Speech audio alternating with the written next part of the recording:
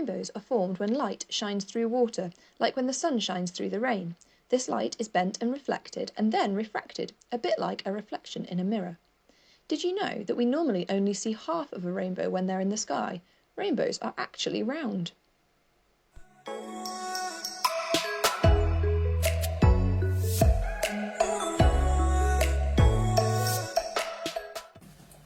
Hello, my name is Rachel and I work for Cheshire East Libraries, and today I've got a Mini Makers STEAM challenge for you that is a walking rainbow.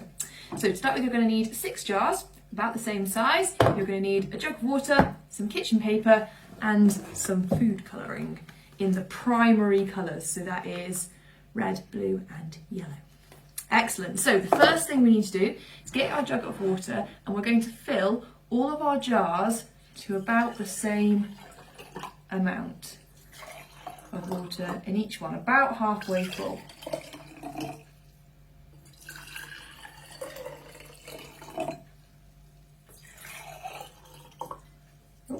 Now, a little bit uneven, let's add a little bit.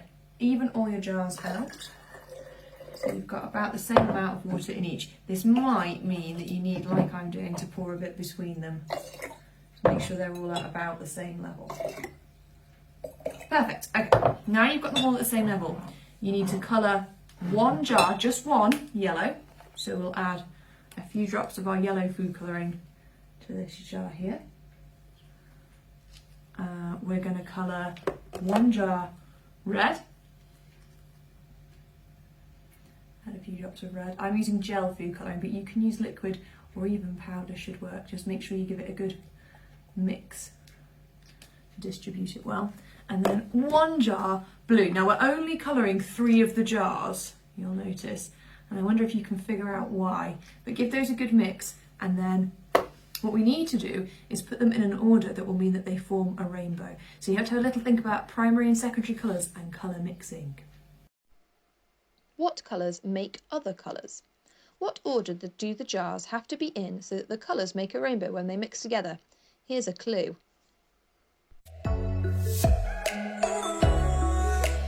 Okay, so now you've mixed your colours in. You should have 1 red jar, 1 yellow jar and 1 blue jar.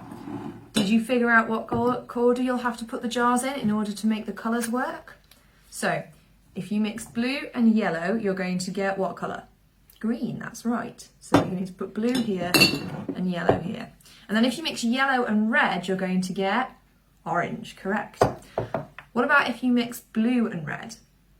Purple, right again. So we're going to put those 3 in a triangle, and then in between each one, we're going to put a clear jar. And that should mean that the water will walk from blue round to yellow, yellow round to red, and red round to blue, and it should all mix together.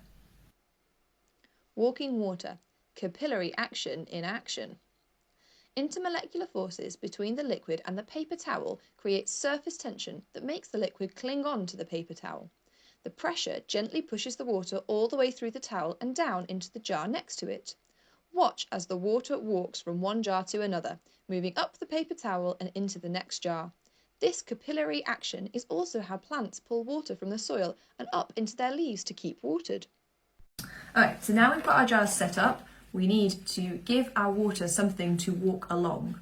So we're going to take a piece of kitchen towel, we're going to fold it or roll it, however you like, up into a long thin tube, and we're going to put it from one jar into the next. Make sure you put the ends all the way in till they touch the water, and then bend it over and put it into the next jar. And we're going to do that all the way around, making sure the 2 ends are in the water until we've got our what's going to create our walking rainbow and help the water to walk up the side of the paper using surface tension, and the capillary action is going to act on the molecules in the water, keep them stuck to the kitchen roll, climb up and then let them go down the other side, defying gravity with our walking rainbow. And hopefully what will happen is that the colours will mix together in the different jars and the water will all equal out again, at least none of the jars should overflow because everything likes to be at the same level. So let's see if it works. Finish putting all your paper towels in, and we'll leave it and set it up and see what happens.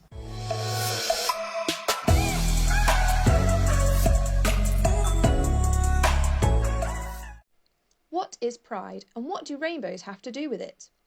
June is Pride Month, when we celebrate lesbian, gay, transgender, and all queer LGBTQIA+ peoples. One symbol for celebrating Pride is the rainbow flag. LGBTQIA+ individuals and allies fly or wear them to show their identity or support. Happy Pride!